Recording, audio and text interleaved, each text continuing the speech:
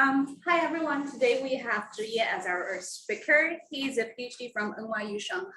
Today he's going to talk about his work, No Time to Hash, on super efficient entropy accumulation. Let's welcome him.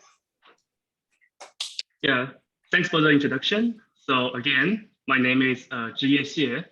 I'm currently a second year PhD student at New York University, Shanghai. Welcome to my talk on super efficient entropy accumulation. Please feel free to interrupt me if you have any questions. So this is a joint work I did with Evgeny Dodis, Xiao Guo, Noah Stephens, David Dovitz. As we all know, good random number generation is essential for cryptography and beyond. In practice, this difficult task is solved by a primitive called random number generator, whose job is to quickly accumulate entropy into an internal state from random sources in the environment, such as interrupted timings. The random number generator then converts this high entropy state into the pseudo-random bits that are needed for applications. In this work, we focus on the first step, entropy accumulation. Prior to our work, entropy accumulation is often modeled as a single procedural refresh, which accumulates entropy of input X into the internal state of random number generator S. All existing refresh procedures in the literature are relatively expensive, either using a cryptographic hash function or a field multiplication over a large field. However, many practical entropy sources, such as interrupted timings, come at a very rapid pace. So running an expensive refresh every time we receive such a rapid source is completely infeasible.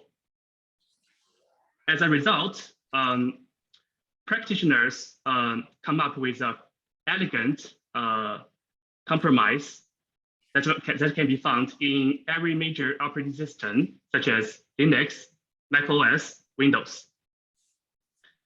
The state of real-world random number generator will consist of two pieces: a relatively long state S for the slow entropy accumulation, slow refresh, and a small array of short states R for the super efficient entropy accumulation, fast refresh. Can I ask a question? Yeah, sure. Can you explain all these variables? Like there's S, X, and there's R. Like I don't know what they mean. Okay, so you can just think S and R as internal states. So maybe a register or several registers combined together.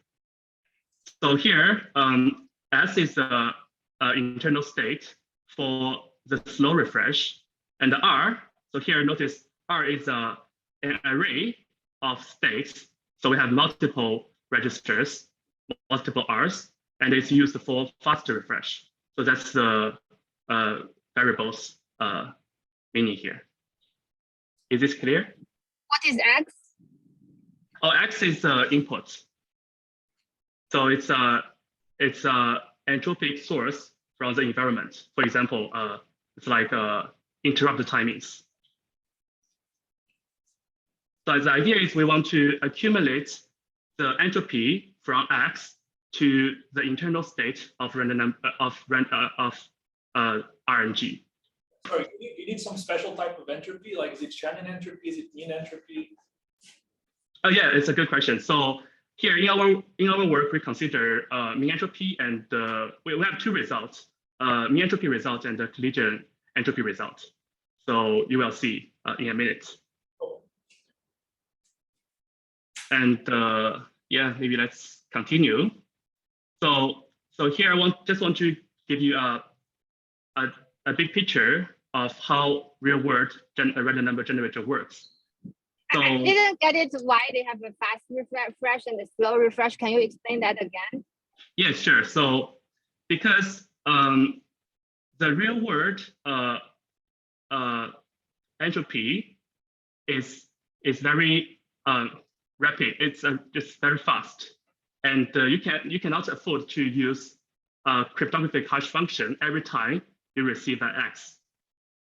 So that's the reason we need to separate the fast refresh and the slow refresh. Is this does this answer your question? No, because I feel like this interrupt is how often are you collecting this interrupt? The computing a cryptography hash is pretty fast, right? Yeah, but we need the even faster procedural, because like it's often several CPU cycles. You can you want to like control the time of fast refresh as minimal as possible. And in our work, we assume the cryptographic hash function is too expensive for the entropy accumulation.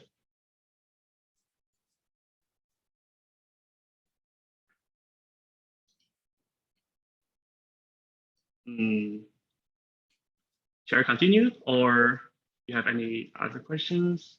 So the idea here, we separate fast and slow, is because from the perspective of real world random number generator, and the entropy rate is not that idea from the theoretical work. So sorry, just to make sure I understand, right? So fast refresh, it's like it's of course faster, but I guess it accumulates less entropy than the slow refresh, and you run slow refresh once in a while. Is that? Oh yeah. I haven't explained that. So let me continue. So on every single interrupted timing X, so there will be one of the short state R being updated with super efficient fast refresh. And after accumulating enough entropy, all the short states R will be accumulated into the long RNG state S with slow refresh. Okay. So you will see in practice, fast refresh is often some bitwise operations, and the slow refresh is modeled as a cryptographic hash function. So here you can say, because we want some super efficient operation for fast refresh, and we want it to be kind of bitwise operations. So cryptographic hash function doesn't work in our case. So yeah. Sorry, so like, what's the difference? What is that bracket R in slow refresh? The bracket means we have an array of short states for accumulating for the fast refresh procedure. So it's, you can say because the interrupt timing comes very fast, and we need to collect it in some round robin manner. So that's the reason we have an array of short states instead of one state. Yeah, thanks. Okay, great. So let's take a concrete example. Let's take Windows times random number generator as a concrete example. So maybe after seeing this example, you'll be much clearer about the context of our problem. So in 2019, Microsoft published the white paper of Windows times random number generation infrastructure. So in their design of 32-bit CPU, there will be 32 interrupt timings being rotated and XORed into each short state R. The rotate the XOR procedure is a fast refresh. After all 64 short states are filled by interrupt timings, they are sent to SHA-2, a cryptographic hash function, to extract a random seed of length 512 bits for pseudo-random generation. Since slow refresh can afford to be much slower, all existing theoretical modeling of RNG with input can apply to slow refresh. Our work is to model fast refresh and build theoretical foundations for this very important primitive. To our best knowledge, we are the first to model fast refresh in a theoretical framework. So in the remaining of the talk, I will completely ignore slow refresh and all other details of RNGs and focus on the clean question of understanding the design of super efficient entropy accumulation. In other words, our work studies what makes a good fast refresh. So to answer this question, it's helpful to see what is typically done in practice. Let's go back to the rotate the XOR procedure of Windows time. In the 32-bit CPU, a register R of 32-bit long will be used to accumulate entropy. The entropy source X, such as an interrupt timing, is also a 32-bit string. To update the register R, one needs to cyclically rotate the bits of R by 5, and then XOR the input X to the result. Here, 5 is called the rotation number for the 32-bit CPU. In total, there will be 32 entropy sources being accumulated into R. Similarly, in the 64-bit CPU, R receives 64 entropy sources, and the rotation number is 19. This design seems extremely simple and intuitive, but it raises a lot of questions for us to answer. The first question is, can rotation indeed accumulate entropy? In other words, given the above rotate the XOR procedure after receiving 32 or 64 samples, we want to know whether the register R will convert to a high entropy state. If the rotation works, then we want to know how Microsoft selected those mysterious rotation number alpha. In particular, are Microsoft's choices of rotation numbers 5 for the 32-bit CPU and 19 for the 64-bit CPU reasonable? Finally, is rotation really the best way for super efficient entropy accumulation? Can rotation be replaced by a better permutation? So that's the 3 questions I will answer in the remaining of the talk. So far, do you have any questions? Yeah, so I guess when you ask like, does rotation work? I guess you have some model in mind for that? Yes. Yeah, then I will give you our model. Sure thing. So to start answering these questions, the first priority is, of course, to model the input sources. According to the white paper, interrupt timings are the primary entropy sources of Windows time. So as a first modeling assumption, we assume interrupt timings are independent. Although it might not be entirely accurate in practice, we believe it somehow captures the feature of interrupt timings, which don't appear fully adversarial. Second, to minimize the number of parameters and focus on the high-level picture, we will assume that the mean entropy of each independent source, independent sample, is lower bounded by some parameter k.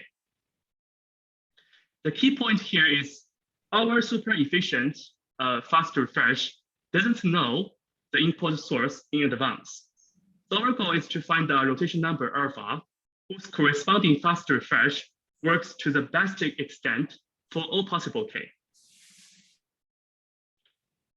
Finally, we will further restrict each sample to come from some family of distributions. In our paper, we have given a counterexample showing that the rotate then XOR procedure is too simple to work for arbitrary distributions of entropy k. So we must choose a appropriate family of distributions to both include most of the natural distributions and capture the feature of interrupted timings. Notice that the lower order bits of interrupted timings change more rapidly than higher order bits. So the intuitive requirement is that these distributions should have most of their entropy in the lower order bits. With this, we can define a very wide class of distributions, which we call two-monotone distributions. Can I ask you a question? Like, is in the Yes. Windows 10 design, are they using the fact that the lower order bits have higher entropy? Like in the slide you showed just right before this. Is this slide? Yeah, so here are they making use of the fact that the low order bits have? Yes, I would say. So their design principle is kind of different from ours. So, but they still use the fact they care about the least significant bit. In their design, they want to separate the least significant bit as far as possible. I didn't get how the design makes use of the least significant bit. Can you explain? Okay, What's the difference between the black part and the white part in X? Okay, so I can explain. So, yeah, we had email conversation with the designer of Windows times random number generator after we published this paper, and he told us our model is good, but the principle we use to choose different rotation numbers is different, and his principle is like 1 second. So here is a string, and this is the least significant bit, and we need to rotate this string, and the least significant bit will be here. And notice that this is the least significant bit of the first sample, and then we XOR with another sample. So we have another least significant bit, and we rotate it again.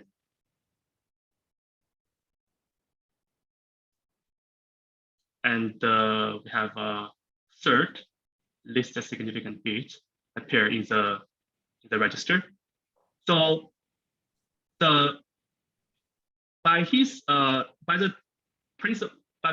design idea, we want to separate this significant bit as far as possible.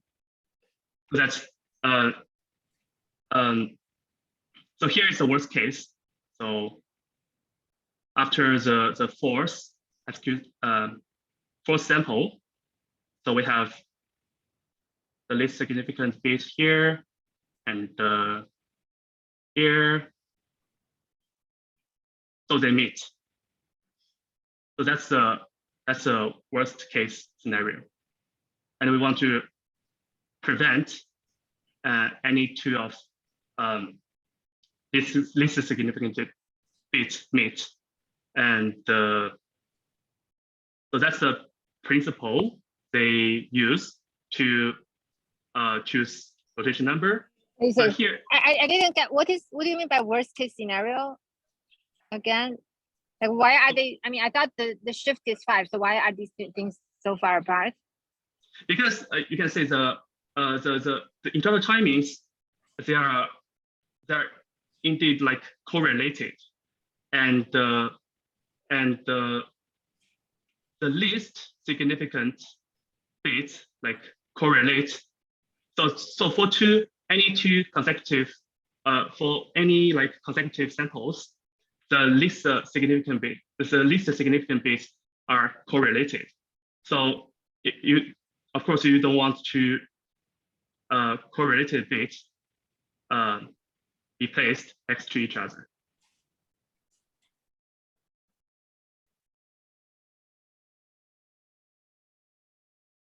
And this is not our modeling. This is from the original designer.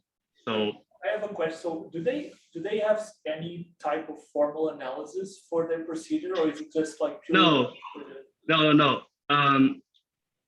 He didn't give a theoretical justification.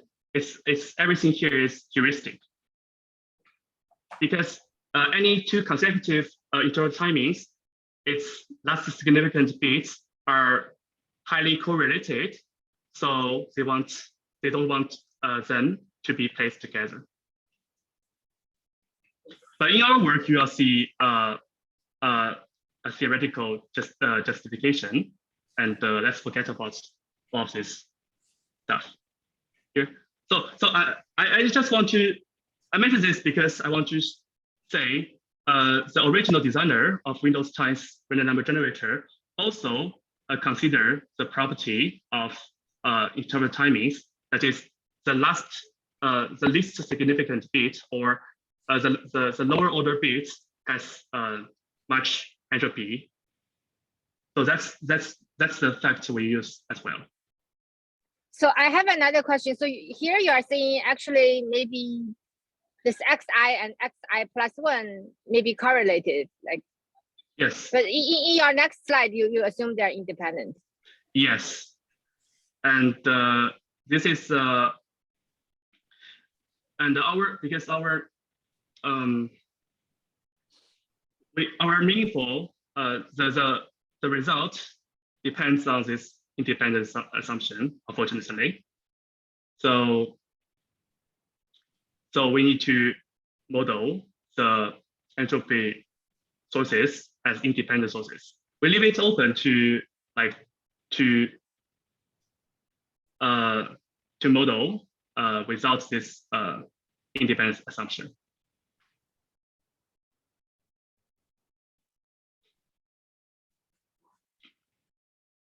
So that's I need to mention what is two mountain distributions we used. So here we use two mountain distribution to model interval timings. And two mountain distributions are n-bit distributions such that the probability mass function has at most one peak. This is a large class, and it includes discrete Gaussian distributions, discrete exponential distributions, and uniform distribution over the first k bits. These three natural distributions are often used to model interval timings. The simplest two mountain distribution is a uniform distribution over the first k bits, where key least significant bits are uniformly random, and the remaining n-k bits are fixed. It's also called a flat distribution. It's obvious to see that this distribution has most of its entropy in the lower order bits. Most surprisingly, our Ming lemma shows that any two mountain distribution does in fact have most of its entropy in the lower order bits. To sum it up, we model the entropic sources as independent but not necessarily identical random samples from a family of two mountain distributions with mean entropy at least k. So that's everything we need to model the distributions, and then I will present our three results. So any other questions about the modeling? What's the x-axis here? X-side, you can just think it as entropy source. Any entropy source. Like on the left, like you seem to be listing like n-bit numbers in lexicographic order. So like. It's so here two mountain distribution are n-bit distributions, and we can interpret n-bits into integers.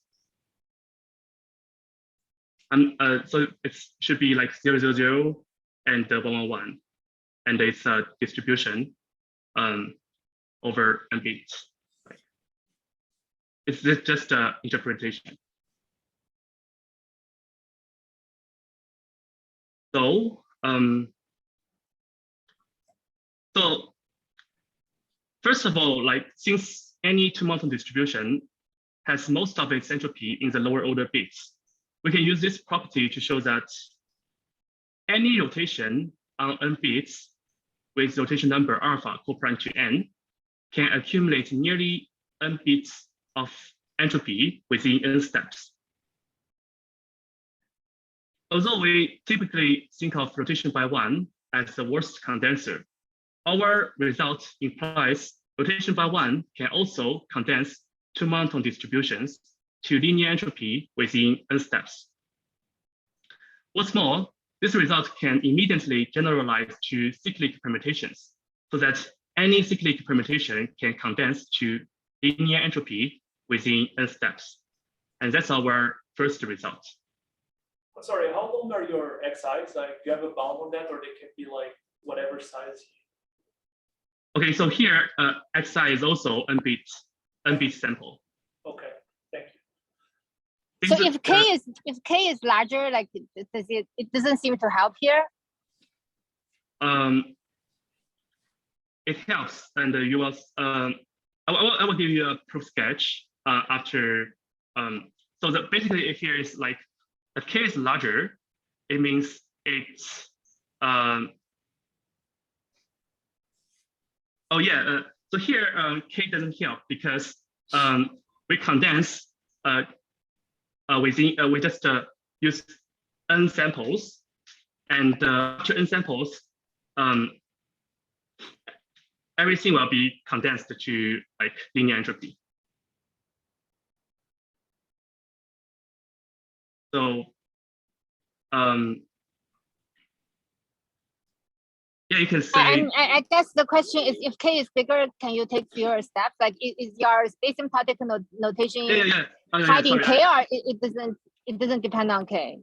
Yeah, it depends on k. I got your question. So the thing is, if k is larger, and after n steps, we'll get linear entropy and very close to n, and you will see the exact statement of this results like after a few slides.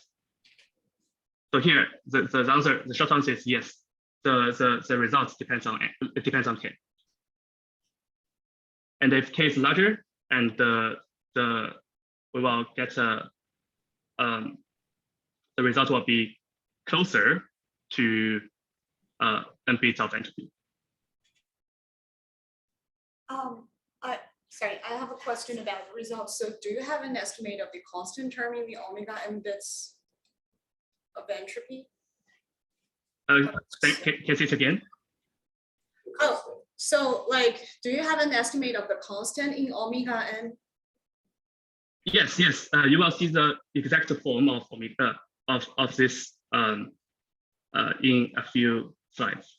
Sure, thanks. I will give you a proof sketch and give you the theorem statement for this result.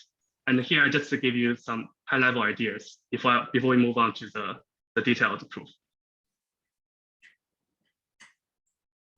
So that's the first result, and the first result justifies the use of rotation, but only if we are willing to wait n steps. It fails to distinguish between different rotation numbers alpha. When rotation number alpha is 1, even if the input already has very high entropy, we do need roughly n steps in order to accumulate nearly n bits of entropy. So if we wish to do better, we must somehow distinguish between different rotation numbers.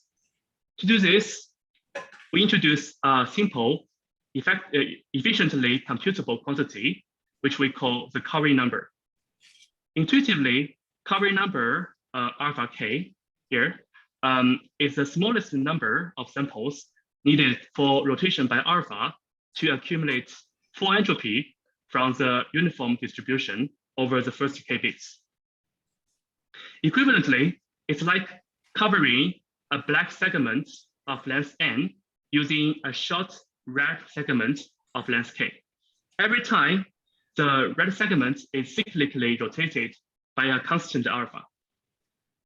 The number of times needed for the red segment to cover the entire black segment is covering number alpha k.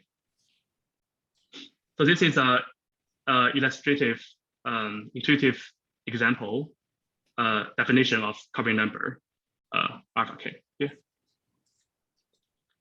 So our second result is we show that the covering number is the right measurement of samples to accumulate nearly full entropy from any two-monotone distribution with entropy at least k. We justify this statement by both theoretical proofs and empirical data. To sum it up, our second result suggests comparing rotations according to their covering numbers. It effectively reduces a very difficult problem to a simple calculation. As we have discussed earlier, our rotate then XOR procedure doesn't know the input source in advance.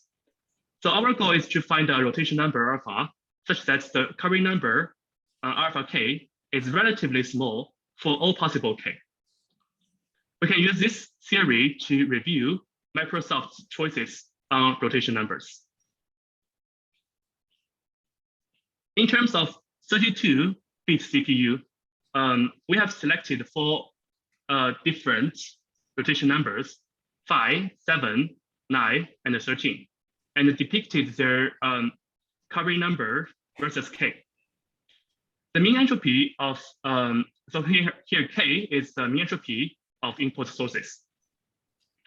The red lines here represent covering number of rotations, while the black line L over k represents the optimal covering number. We can see Microsoft's choice 5 is reasonable since it's very close to the optimal line, but it's generally worse than 7.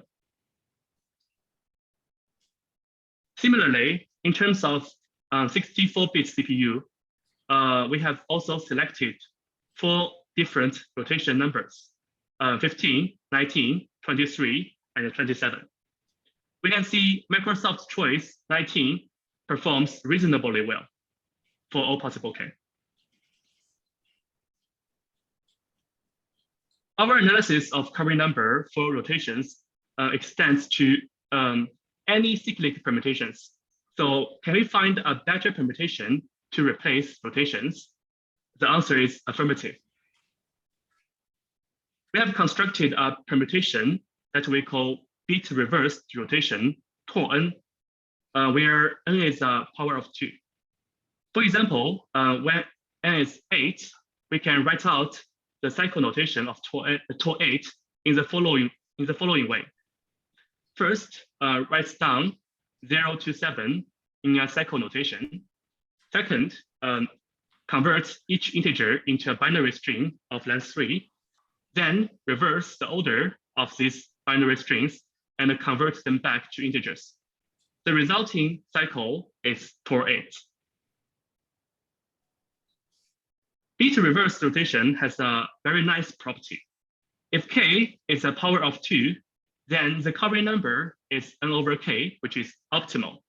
So it has optimal covering numbers for all possible k, for all k, which is a power of 2 simultaneously.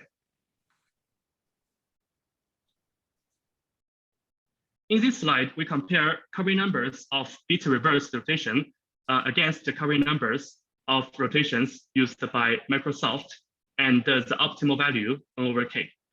We see that. Well, can you go back to the previous slide? I'm just confused. So, yes. So for it's n over 2 to the alpha. And what about the one that you used earlier, just rotation? What was the expression for that?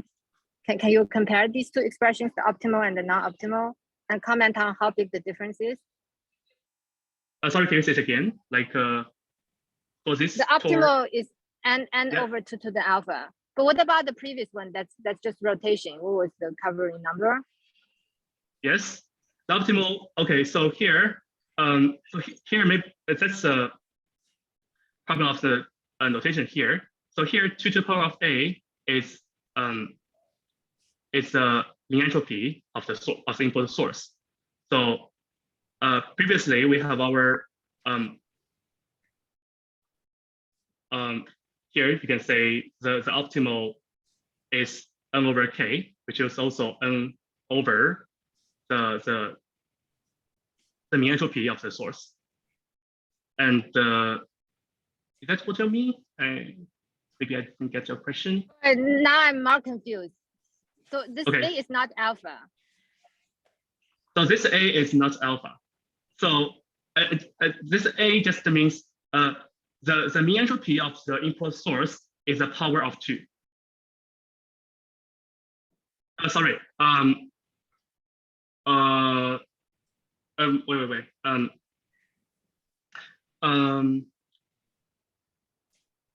Oh yeah. Sorry. Let me state it again. So here we recall n is a power of 2, and we also recall the k, which is the mean entropy of the input source, also be a power of 2. Then for this k, and we have the current number is optimal, and we design our permutation in this way. So if this entropy K is not power of 2, that means good. Then the current number is optimal. Yes. Even So for example, k is 2, 4, 8, 16, and the corresponding current number will be optimal. But what if it's not a power of 2? Say it's 3. What if what? Sorry, what if it's not a power of 2? What if it's like 3, 5, 7? Yeah. So let's see the empirical results. Okay. So here we compare current number of bit reverse rotation against current numbers of rotation used by Microsoft, and the optimal value n over k. We can see that bit reverse rotation seems to perform at least as well as rotation, and better in several regimes. So we leave it to practitioners to determine whether implementing our new permutation would be favored in the context of their random number generators. Our study suggests that it seems to be the most natural choice from a theoretical perspective. So, any questions? Yeah, I guess like it looks like for some like 6 or 7-ish, like our rotation is better than bit reverse for 32 bits. Yes. So you can say 1K is here might be 6, 8 or something, I guess. maybe 8 here. So starting from 8, 1K is larger than 8. 1K is larger than 8. So you can say the torn, the bit reverse rotation, is better than rotation. I see. Yeah, thanks. So I mean, I guess I also have a question. Like for this, the curves like look pretty close together. Does that mean the difference is this difference significant or insignificant? It looks like pretty insignificant to me. The difference between the green and the red curve. Yes. So the difference is small. You're right. But the point here is we want to find a way to distinguish each. So remember in the previous case, in the rotation case, we want to get a framework to distinguish different rotation numbers, and the framework we use is the covering number, and we compare covering numbers of each rotations, and if the covering number is small for all k, then we say it's a good covering number, and we use the same logic. We extend the same logic to any cyclic permutation, and so we compare. Yeah, I guess maybe my question is more about, like, it seems like the covering number for the green and the red, they don't differ so much. But you said this, the engineer said like they had some other considerations for, let's say, for when the xi's are not independent. So like, am I to draw the conclusion like, oh, perhaps, you know, the green and it's almost as the red is almost as good as the green, and maybe there are some advantages like advantages of the red, like maybe they are not mathematically formalized, but intuitively maybe we feel like red has some other advantages when the xi's are not independent. So in practice, we should still use the red. Like, is this the conclusion to draw from this this plot? From this conclusion, the conclusion we draw is we recommend using the bit reverse rotation, but we leave it to practitioners to decide. And maybe it's like too expensive. Yeah. I recall from the email communication that the engineer said our proposal bit reverse the permutation is too expensive to implement, so it's almost rejected. Yeah. So, but it's but from the perspective of theoretical analysis and from the framework of covering number, and we recommend this bit reverse rotation. But in practice, unfortunately, our proposal is not accepted.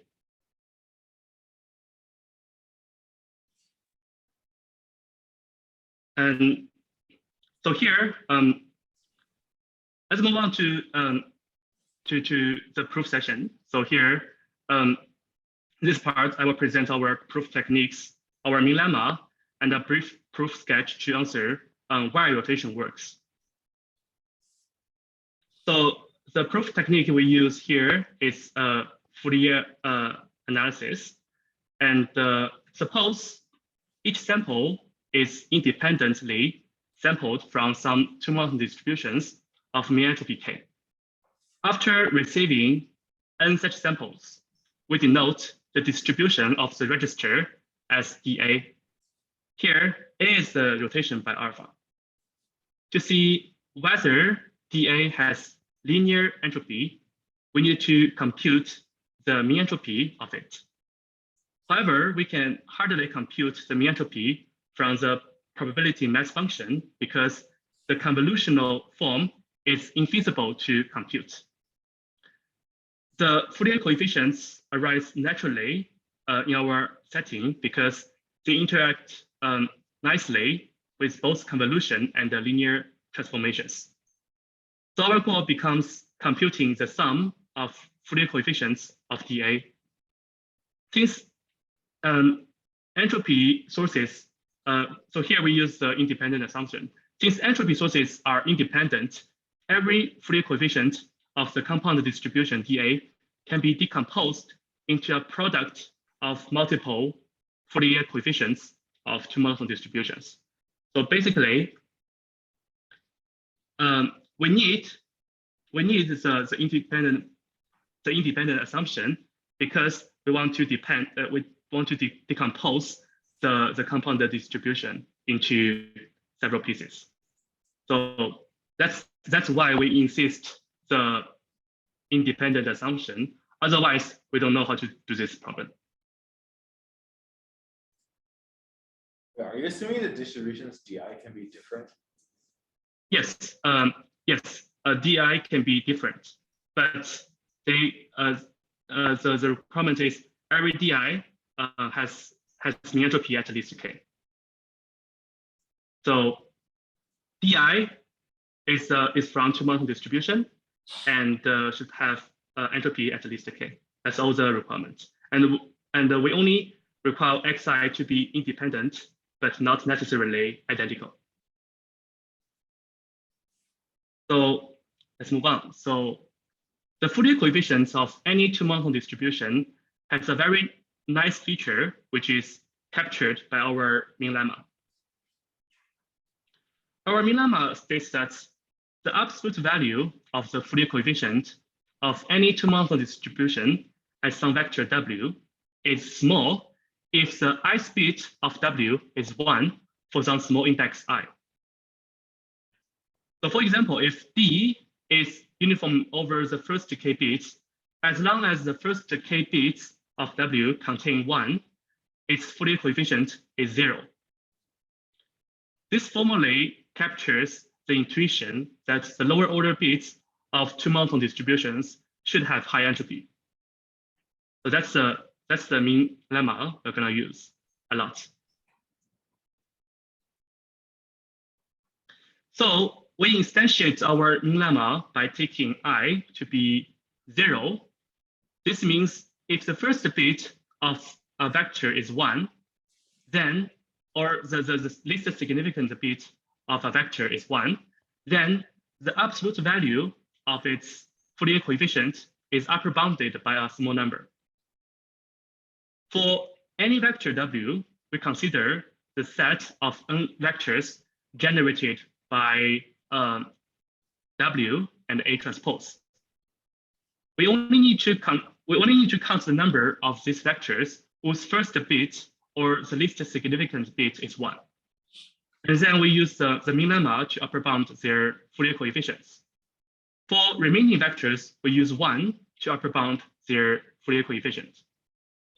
It turns out that if A is rotation by alpha, and alpha is co-prime to n, then the number of vectors among this set whose first bit is 1 is equal to the Hamming weight of W.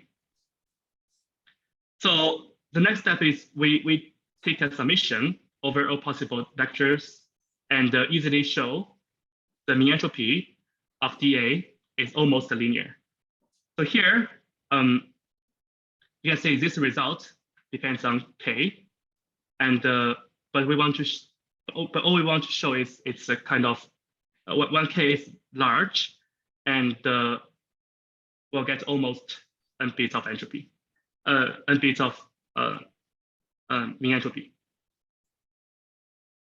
So hopefully this gives you a better answer in terms of the question. So as a summary of our proof technique, notice that if the first bit of W or the red dot in the illustration is 1, then the absolute value of its Fourier coefficient is upper bounded by 2 to the power of minus k plus 1. Then we repeatedly apply A transpose to W and check if the resulting vector has 1 at its first bit or the least significant bit. After n steps, the register accumulates almost linear entropy. Observe that in this case, we get meaningful upper bound on the Fourier coefficient at a vector W only if W has 1 at its least significant bit. This coarse approximation requires the number of steps to be large. Can we reduce the number of steps while still having strong condensing? The answer is yes. If the first k/2 bit or the least k/2 significant bits of W or the red segment in the illustration contain 1, then we instantiate our mean lemma and find the absolute value of its Fourier coefficient is upper bounded by 2 to the power of minus k/2. Then we repeatedly apply A transpose to W and check if the resulting vector hits the first k/2 bits. So here, I mean, if W hits the first k/2 bit, if the red segment here or the least k/2 significant bit has 1. So you can get this idea by looking at this illustration. So if a vector hits the first k/2 bits, then the absolute value of its Fourier coefficient is upper bounded by 2 to the power of minus k/2. We can count how many times hit occurs to obtain a better upper bound on the Fourier coefficients. It turns out we only need to covering number k over 2 steps for strong condensing from two monotone distributions. Unfortunately, this is not what we want. We want to show that covering number alpha k instead of a covering number alpha k over 2. So in our proof, we lose a factor of 2 in k. Indeed, covering number alpha k steps is enough for strong condensing by empirical data. So we believe the factor of 2 loss is an artifact of the proof. So here I give you some evidence. So this is the empirical data to show covering number alpha k samples is enough for strong condensing. The black line represents the number of samples needed for Windows times rotations to accumulate n-1 bits of collision entropy from two monotone distributions with k bits of mean entropy. The red line represents a covering number alpha k. So you can see how closely these two lines coincide. So this Can is I ask about your previous slide? I mean, how did you get this black curve? Like, does it depend on what distribution it is? The black curve. Yeah. It depends on. So sorry. It depends. The distribution here is from an exponential distribution with k bits of mean entropy. So yeah, we defined a two monotone version of exponential distribution, and it has a closed form, and it's in the paper, and by the closed form we can use this closed form. We can use the closed form to compute the exact number of samples to accumulate n-1 bits of collision entropy. So how robust is the result to like different distributions of the axis? Like, I mean, right now you just pick one distribution, but I don't know why you picked that one. Like, is this believed to be the distribution yes, of the very xi? good question. Very good question. And here we pick a particular distribution, exponential distribution, is because we only have the closed form for this exponential distribution. For any other distributions, for example, discrete Gaussian, we cannot get a closed form. So it's impossible to compute the exact number of samples to accumulate n-1 bits of collision entropy. So you're right, our result here is not as robust. It's not so robust.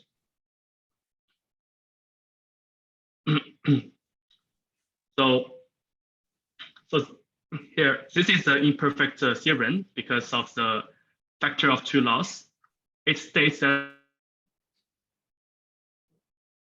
Did it get frozen? I think we got frozen, or no? No, I think he got frozen. Yeah. No. Oh yeah, we're fine. We're fine. Yeah, but I think actually, yeah. This theorem, but I don't think I have enough time. So let me just